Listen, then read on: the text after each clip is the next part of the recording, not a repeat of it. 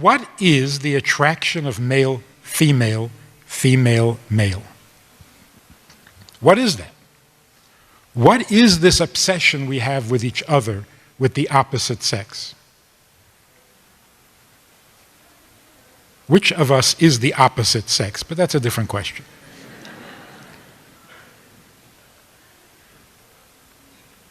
What is this fascination?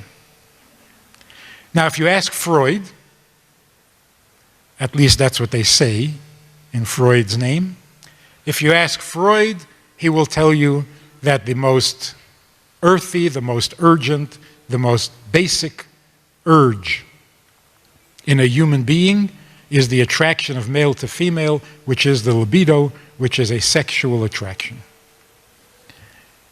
That answer is completely false, wrong. It's not a correct answer. It doesn't even respond to the question. The question is, what is the attraction of male to female? Sexuality does not depend on male and female. There are other forms of sexuality. So sexuality is kind of genderless. The question was, what's the fascination of male and female? The answer can't be sexuality. It's just not. It's not correct.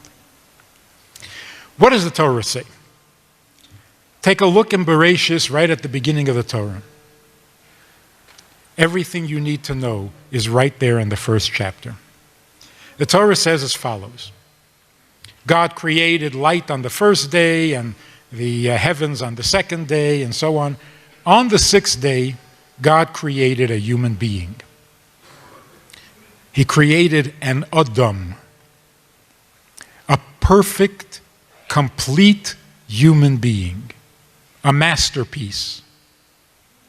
This creature was male and female.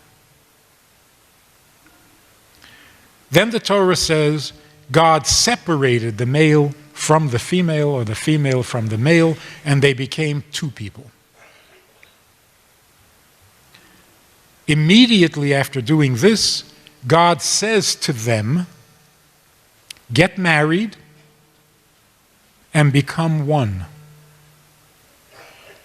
They must have wondered, we were just one. You separated us. Now you tell us to become one through marriage? Why not just leave us the way we were? Can't be more one than we were. But what we learn from this, a human being in a healthy, complete, natural condition is male and female. A being that is only male, a being that is only female, is not a complete Adam. And so God tells them, you have to become one again. And you can do this through marriage. What then is the attraction, the fascination, the obsession of men with women and women with men? It is the need to be whole, to be complete. It's the need to become one, because male without female is not complete, and female without male is not complete.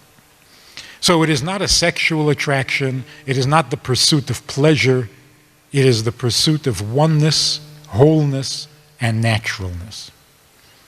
This is a very dramatic departure from what we've been raised to think. The distinction between male and female, the separation of male and female, we are told is so vast that men are from Mars and women are from Venus. The Torah says that only looks that way.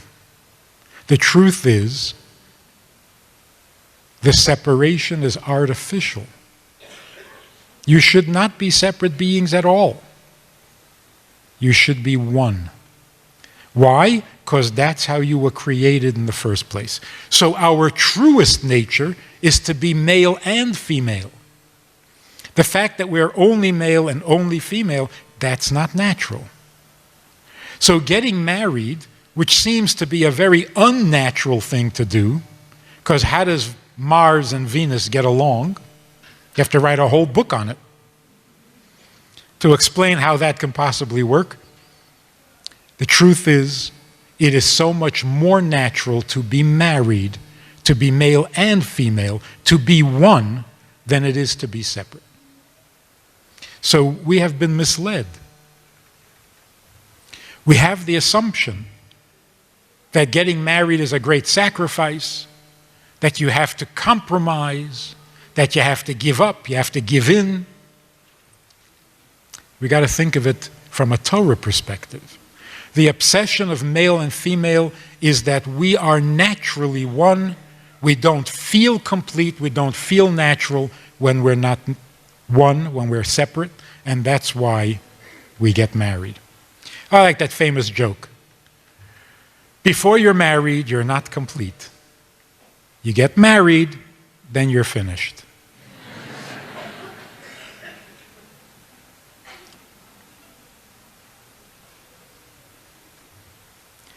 Now, this attraction of male to female has one thing in common, both for the man and the woman.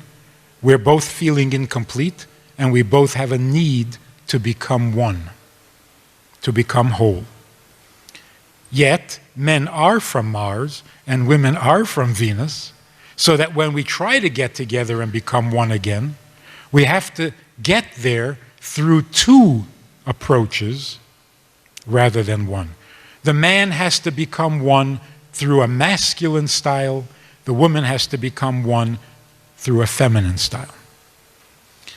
What is masculine and what is feminine?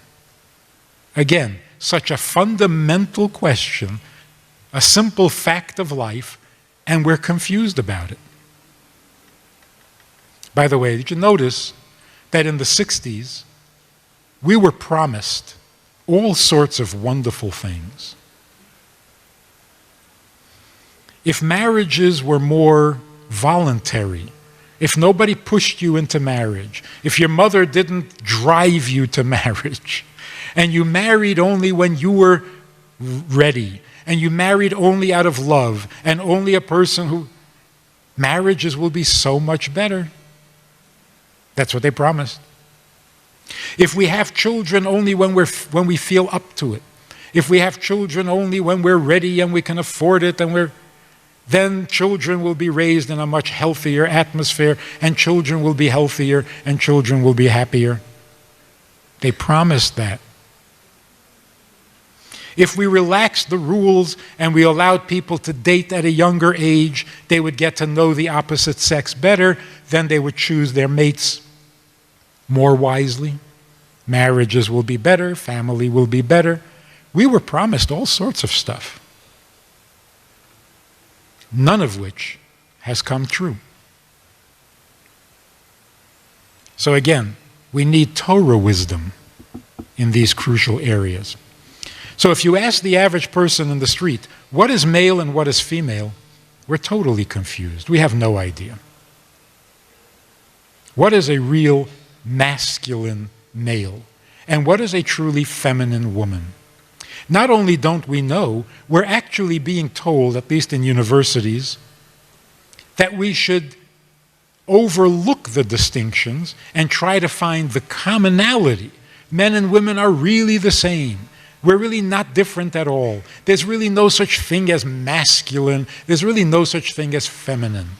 I don't know if you heard this latest fad.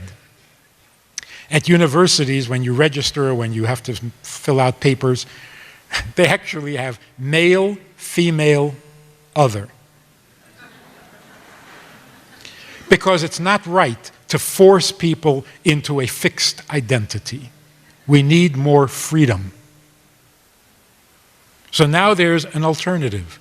You don't have to be male or female. You can be neither or both or something else. Freedom. You don't even have to be real. You can be a virtual person. So we're totally confused on the subject. What does the Torah say about male and female? Interesting thing. After Adam and Chava are expelled from Gan Eden, from the Garden of Eden, they're cursed.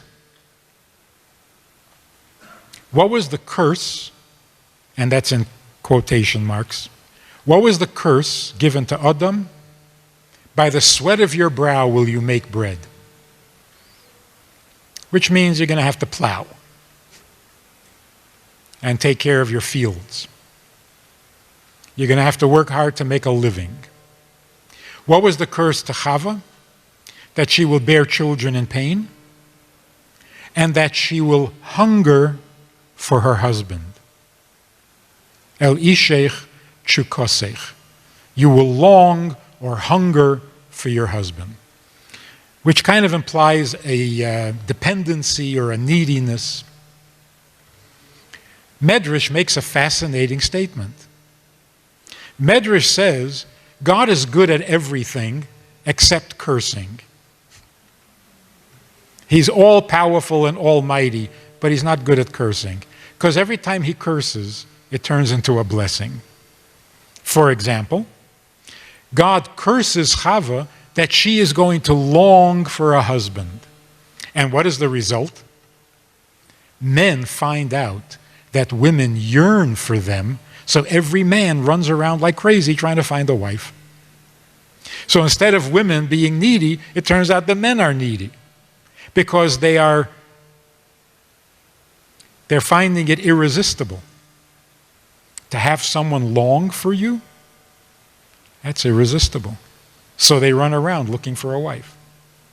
What does all this tell us? It tells us what a man is and what a woman is. A man is a giver, a provider, which means a male gets his final and ultimate satisfaction and contentment from the pleasure of giving. And that's why when he's cursed, the curse is, it's not going to be easy to give. If you want to feed your family, you're going to have to work hard. So yes, you're the giver, but it's not going to come easy. Which is actually a blessing. Chava, the woman, is the receiver. She is receptive. She receives what is given. When you're a receiver and you're waiting to receive, how do we describe that condition? You hunger. You yearn. A giver doesn't hunger. He goes out and does what he needs to do. A receiver, until she receives, hungers. In marriage, there is no give and take. That's a terrible expression. There is no taking when you have two human beings. Taking is abuse. You don't take a person. You don't take from a person. In a marriage, there's a giving and a receiving. Even under the chuppah, the groom gives a ring and the bride receives it. She doesn't take it. She accepts it. She receives it.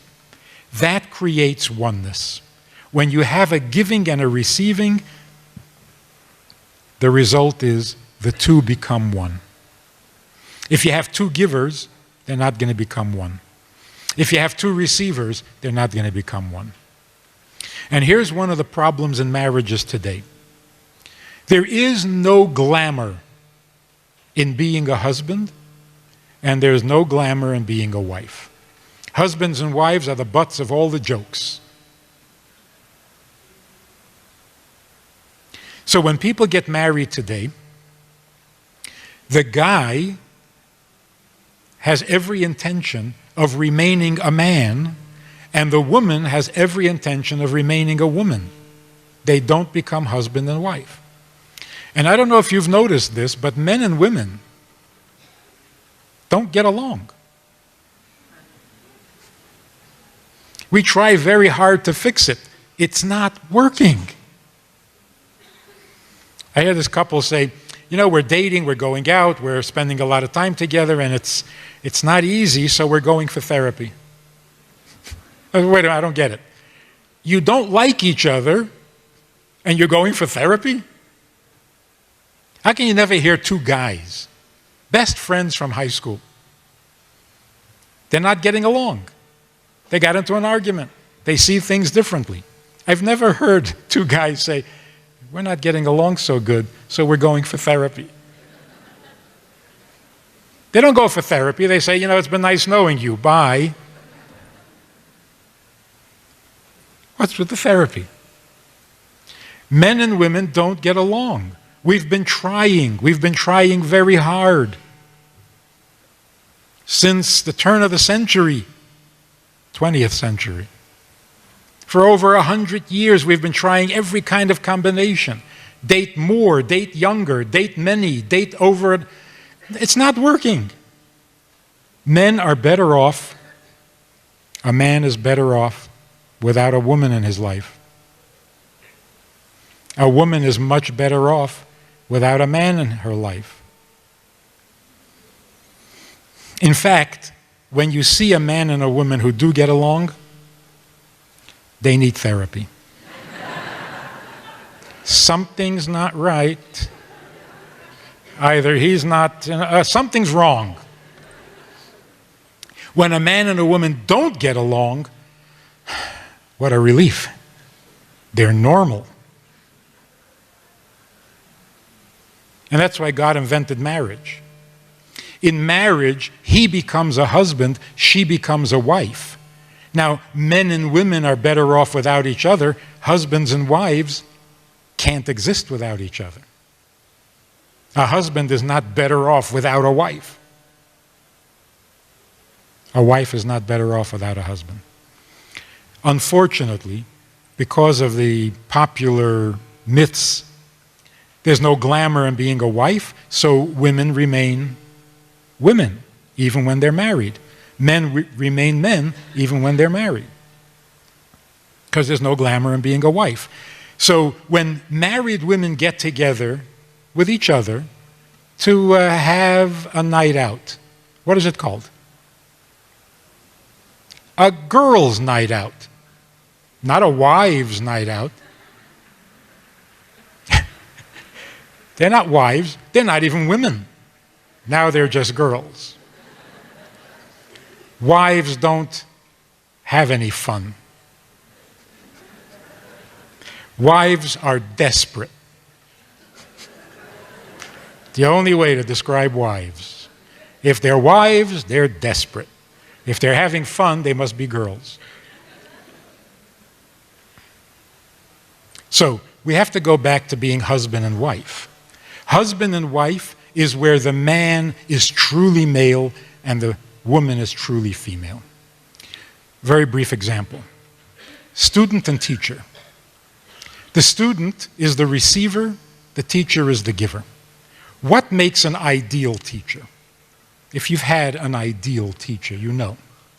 An ideal teacher is a true giver. He talks his heart out. He shares everything he knows in the best way he knows. Every good teacher will tell you that being a teacher has shortened their life by 5 years because they've talked their heart out. Every good teacher is sensitive to the student's need. He doesn't just walk in and deliver a prepared lesson. He knows what the students need to learn, what their next step is, where the gap is in their information, what they're hungering for. And it's that hunger that makes him a teacher. I was speaking to young students who are frustrated because their teachers are not good teachers. I said, I know. That's what I complained about when I was in school. Things haven't changed. But what is true is that if a student comes to class with a genuine desire to know, it's amazing how good the teacher suddenly becomes. Students make the teacher. So if you come to class and you say, teacher, I really want to know what this Gemara means, you'll be amazed at how good the teacher becomes. Because a real giver is sensitive to the hunger of the receiver and is devoted to producing, giving, providing, bringing what is missing. That's a true giver. A true giver gets his real satisfaction from the pleasure of giving. And that pleasure is to him overwhelming. He surrenders to it completely. He devotes his life to it completely, even if it shortens his life. That's a giver. A receiver is more difficult. It is harder to be a student than to be a teacher. To receive means, as a student, it means you come to a lecture, to a class, and your intention is to soak up whatever is going to be taught. As you're listening, if you're a real student, as you're listening, you have no thoughts in your mind other than absorbing and receiving the teaching. You're not sitting there thinking, oh yeah, I've heard that before. Or, oh, that doesn't sound right. Or, I don't like this idea. I'm not comfortable with it. If you're doing that, then you're a critic, not a student. To be a student means you're there to absorb. That is a true student. After the class is over, then you review. Reviewing means you analyze what you absorbed, how much of it do you agree with, how much don't you agree with, how much is familiar, how much is new. Now you take it apart and analyze what you've received. But you have received something. Whereas if you're doing that while you're learning, while you're being taught, then you're not really receiving. There's another word related to receptive. A woman is receptive. The other word is nurturing. What does it mean to nurture? Every woman, every mother knows this. How does a mother nurture a child? By diapering the child? By nursing? By feeding? Not really. You can hire someone to do all of those activities. A nurturing mother nurtures the child without doing anything. The fact that the child is in the mother's presence, in the mother's environment, that itself nurtures the child. Like a home. When you're home, you feel nurtured. Why? What are they doing for you in the home? Nothing, neglecting you. Criticizing you, telling you to get a haircut. But being there is nurturing. That's the difference between a house and a home. A house doesn't nurture. A home nurtures. And what makes a home a nurturing place? The woman. So what does it mean to be receptive?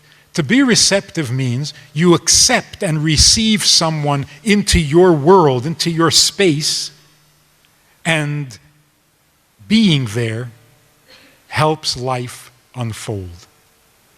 Very much like the uterus, the womb. How does the womb nurture the fetus? Without doing anything, consciously. Being there gives life. It is a place of life. That's called nurturing. So what does it mean to receive? To receive means to envelop, to absorb someone else into your space, and by doing that, you become life-giving. If you have a great amount of space, you can nurture many. A little space, you nurture few. What's harder, to be a teacher or a student? If a teacher talks his heart out, really cares about the student and the subject, And after all his efforts, he finds out that the students really weren't paying attention and didn't take him seriously. He would be devastated. But not nearly as devastated as the receiver, the student, who was completely open, completely receptive, without any reservations, without any defenses, and allowed the lesson to be absorbed into every fiber of their being, and then finds out that the teacher was not sincere, doesn't really care. That devastation is much worse. Because to be a receiver, you have to be more vulnerable than being a giver. This is marriage. The attraction of male to female is the need to become one. Becoming one takes two people, one being male, one being female. Two men can have the greatest friendship in the world and live happily ever after, but it is not a marriage. They don't become one. You have to be male and female to become one. The man becomes one by losing himself, surrendering completely to the pleasure of giving. The woman becomes one by surrendering completely to the pleasure of receiving. When that happens, they both dissolve. They both surrender to the oneness, and then they truly become one being. And even if it only lasts for a moment, it is a magnificent, awesome experience. How do they do it? The separation, we said, is artificial. It's imposed. Something comes between them that makes them separate beings. So how do you become one again? By a process of elimination. Remove all things that separate you, and if there is no thing separating you, then you are by nature one creature. So what can you do to become one? There's nothing you can do. You have to undo the separation. Remove all things that come between you, and the result is oneness. One of the things that comes between people is love. I love you. Well, I love you. You see, right away, it's an argument. And really, when your husband says, I love you, or your wife says, I love you, don't say, I love you. Why are you starting an argument? It's not easy for a man to say, I love you. When he finally gets up the courage to say, I love you, you change the subject? Say, well, enough about you. I love you.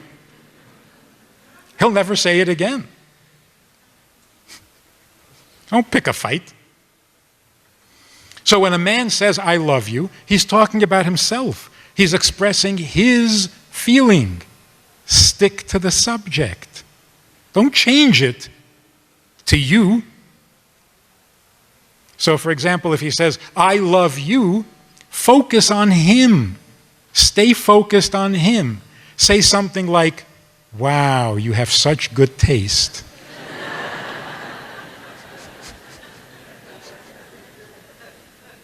But if you say, I love you, it's like, I don't care what you feel. I'm trying to tell you what I feel. Love comes between people. If love becomes the thing, then it is the thing that keeps you separate. Because to be one, you have to eliminate all things. If sexual pleasure is the thing, it's going to ruin the relationship.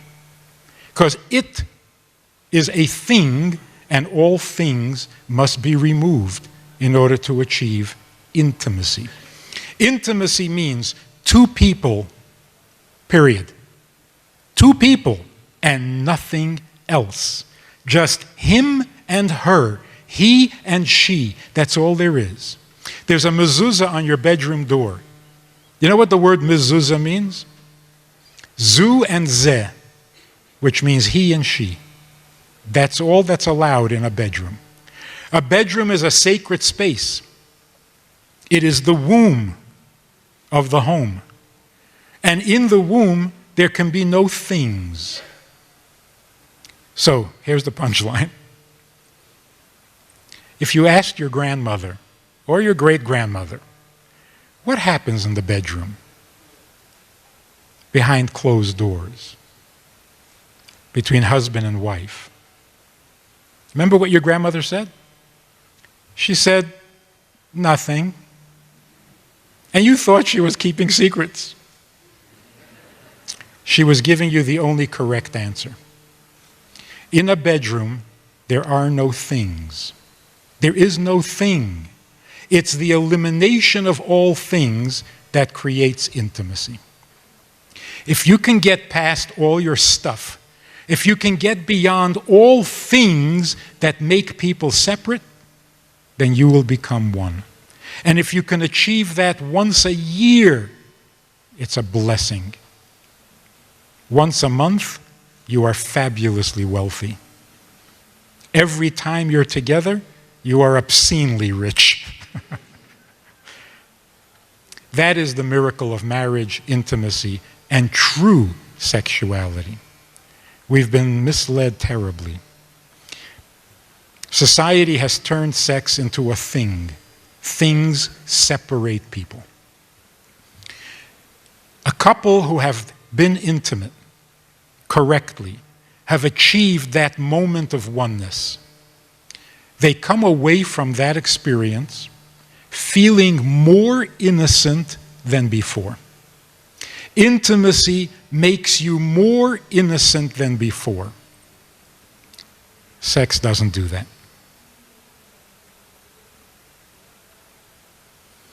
How you become more innocent?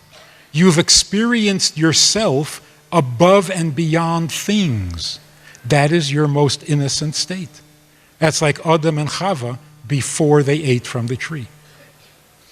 That's why it is the holiest thing human beings can generate without doing a mitzvah, without a Torah, without a shofar, without a matzah, without a mezuzah, just him and her, and there's something holy there. The Shekhinah is present when there's a he and a she, and nothing. And so the question is never, how was it? That is so vulgar. There is no it. There's just he and she. There's just us. And when we achieve that, then we know what it means to be one, and we know what it means to be sacred. Can you imagine the effect that that would have on the child born from such an intimacy? They'll never want to leave home. That's a problem, huh? We'll talk about that some other time. In the meantime, let's focus on intimacy. It is the biggest blessing that God has given us. It is the highest that a human being can elevate himself or herself to without actually doing a mitzvah. Although sometimes it is a mitzvah. The bond that creates is unbreakable. A couple who have had that moment will never separate again. At least not in any meaningful way. So, the laws of modesty between husband and wife are there to protect the delicacy or the delicateness of this awesomely divine holiness. It's not there to restrict. It's not there to prevent. It's there to clear the path to real intimacy. It empowers, it doesn't weaken. Modesty doesn't mean you should be ashamed of yourself. Modesty means you're beyond things. And that's why there is nothing to look at. Because what you see with your eye is always a thing. Eyes can only see things. You can stare at a person for a year and not know who that person is. You know what he is.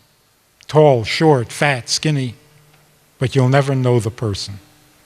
So modesty means We're engaged in something that isn't visible. We're trying to achieve something beyond things, and therefore your eyes are not helpful. And so intimacy demands modesty. The modesty demands the elimination of all things. We have a Sunday night program for VIPs that you might be interested in. It's informal, it's questions and answers, it's conversation. It's really relaxed, it's really pleasant, enjoyable, informative, and kind of community-like. It's a Sunday night program. There's a Wednesday morning program for the VIPs, and there's a Wednesday night program. All of it just conversation, casual, laid back, unscripted. So join us, take a look, click the link below and see which of the three suits you best, and join us for some enjoyable conversation.